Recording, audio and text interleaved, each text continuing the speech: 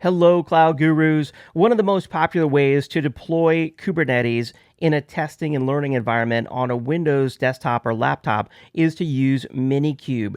MiniKube is a super fast, super efficient way to get Kubernetes up and running in just a few commands. At a high level, the first thing that you need to do is to make sure that virtualization is supported and enabled on your desktop or laptop computer using system info. And I'm going to walk you through all these steps in just a moment. From there, you need to install a hypervisor if you don't already have one installed, such as Microsoft Hyper-V, VirtualBox, or even VMware Workstation Pro. After that, you install MiniKube and then start MiniKube. Now, the exact commands to do this are here. You start off with system info to check if virtualization is supported and enabled. And then I recommend that you use the Windows package manager called Chocolatey. If you haven't heard of it before, it's not just a fun name. It's a super easy way to install just about any application in Windows with a single command. So we're going to use Chocolatey to install our VirtualBox hypervisor and then MiniKube using Choco install. If you don't have Chocolatey already installed, I recommend you check it out. You can install it in a single command over at chocolatey.org. Once MiniKube is installed, we'll start it up with MiniKube start. Let's go to the Windows command line and get started. I encourage you to follow along. Here we are on our Windows 10 desktop. This is actually a laptop running Windows 10, and I'm just going to open up the command prompt.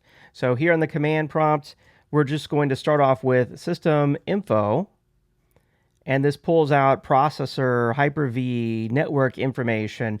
And what we're looking for here is at the very bottom where it says virtualization enabled in firmware, and it says yes. That's what we're looking for, that yes right there. So we know we do have Intel VT or AMD V enabled in the firmware, and that allows us to run virtual machines, essentially. The next thing we're going to use is Choco, which is the Chocolatey package installer to install VirtualBox. And that's going to be our hypervisor. And this first reminds us that we're not running an elevated command shell. And that's my reminder to you that you need to be running your command prompt or PowerShell, whatever it is you choose to use as administrator. So we're going to say no. We're going to close this out, and let's go back to the start menu and back into command prompt. And this time we're going to choose to run it as administrator. There we go. So now we have all the power to administer this system. And let's do Choco install VirtualBox this time. And because I've installed it once already, I know I need to use the -- force option. And now we need to say yes or A to accept running the script that it will execute. It's a PowerShell script. It will download VirtualBox. We'll give this just a minute. The download is complete, and it says VirtualBox is installed.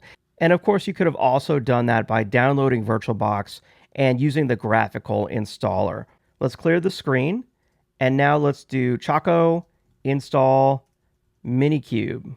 And this will go through the same process. It will basically download MiniKube for us and install it. And it's that easy, really. MiniKube is now installed. So let's clear the screen.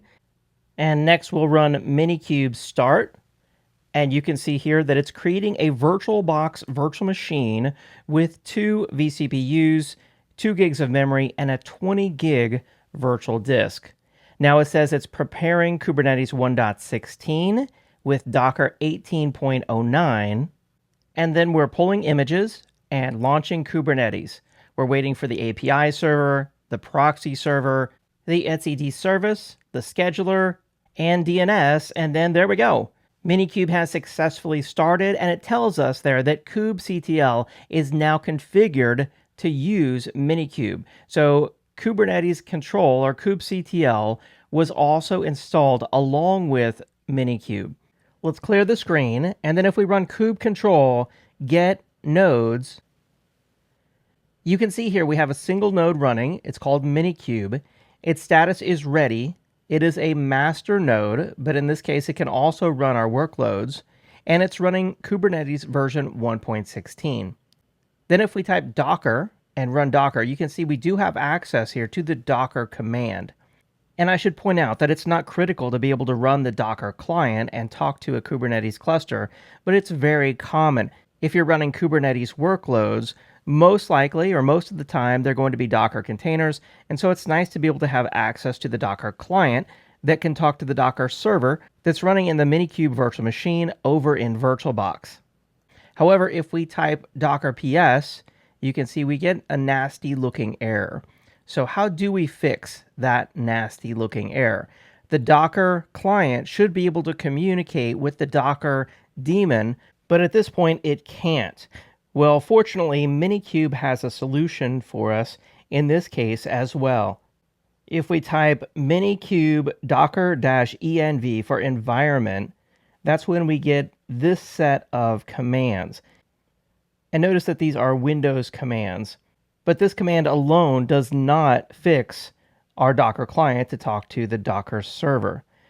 What we actually need to do is to take the final command line string of this list of commands provided by minikube docker-env, copy them, and then paste them in, and that'll actually configure our local Docker client to talk to the Docker server that's running in the MiniKube virtual machine. So with that, we've reached the end of this lesson. I hope you learned how easy it is to deploy MiniKube in Windows. I hope you'll join me in the next lesson.